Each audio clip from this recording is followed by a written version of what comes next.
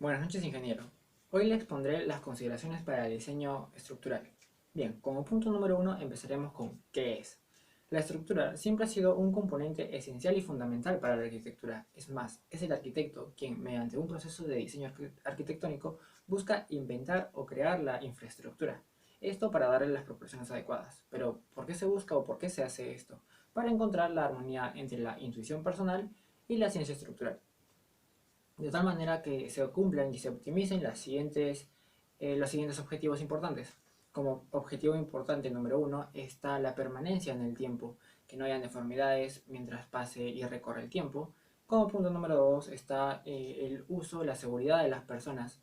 Y como punto número tres está el equilibrio de las fuerzas y para la resistencia de las fuerzas laterales, como por ejemplo los temblores, terremotos, vientos fuertes, etcétera.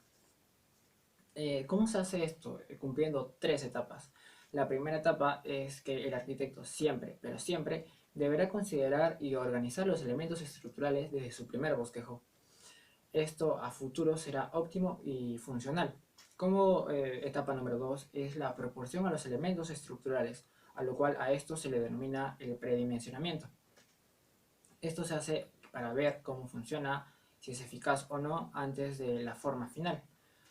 Y como etapa número 3 son los detalles que se ven mediante los programas de software, si es funcional, si es óptima o no, y si no lo es, harán cálculos nuevos. Bien, como criterio general, perdón, se debe considerar al menos un mínimo de planos. Tres planos verticales, no paralelos, y un plano superior. Un ejemplo de cómo funciona esto es que no se debe considerar los elementos paralelos ni concéntricos, y sí los elementos no paralelos, valga la redundancia, anclados a los elementos superiores. Existen métodos de diseño para analizar cómo funciona, considerando fuerzas horizontales proporcionándolos al edificio. Esto simulando un sismo. ¿Y por qué se hace esto o por qué se busca hacer esto? Para encontrar si funciona, si es óptima o no, cómo responde la estructura. Como recomendación, tratar de siempre que la estructura, el sistema estructural sea simple. Bien, basándonos en otro punto importante es la geografía. Bien sabemos que en el Perú existen cuatro zonas sísmicas, entonces no se podrá hacer siempre el mismo sistema estructural. Para esto se debe hacer un análisis previo en el lugar que se va a hacer, el clima, etc.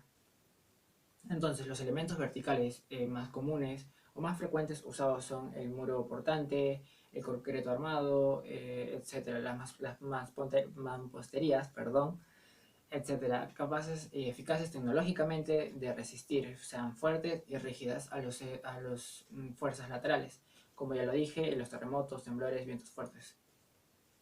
Entonces, ¿cómo funciona? El elemento horizontal más común es la cubierta o el entrepiso, también definido o llamado como diafragma. Esta con la suficiente fuerza y rigidez para que no hayan deformaciones o deformidades en los planos. Esta funciona recibiendo fuerzas horizontales en un nivel determinado del edificio, distribuyéndolo en los elementos verticales. Esto se hace para que se trabaje como uno solo, que es lo que se busca y lo que se recomienda.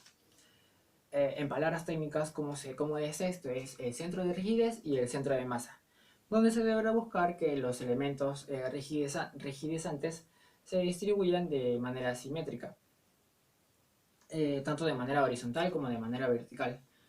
Con esto se logra o se quiere que el centro de masa y el centro de rigidez siempre permanezca en un punto céntrico.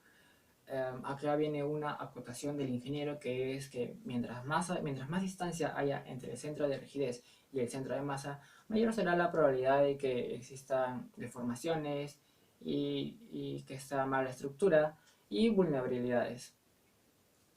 Un ejemplo rápido es esta habitación que, aunque no se vea, de este lado están los vanos, que hay una ventana, una puerta y otra ventana más. Y de este lado, como bien verán, es un muro completo. Entonces se sabe que de este lado estaría el centro de rigidez. Bien, las figuras recomendables para el diseño estructural son el círculo, el cuadrado, el rectángulo no alargado, la H no tan pronunciada, y las no recomendables es, valga la redundancia, el rectángulo alargado, la H pronunciada, la L, la forma de T, etc.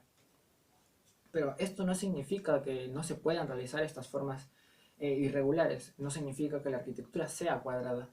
Claro que no, existen soluciones. En este caso la solución serían las juntas. Como bien sabemos, las juntas constructivas. Perdón. Y por último, también los tipos de suelo. Se debe analizar, como ya lo he dicho, no se va a realizar siempre en la misma ciudad o en el mismo lugar, el mismo sistema. Se debe hacer un análisis previo a cómo es el terreno.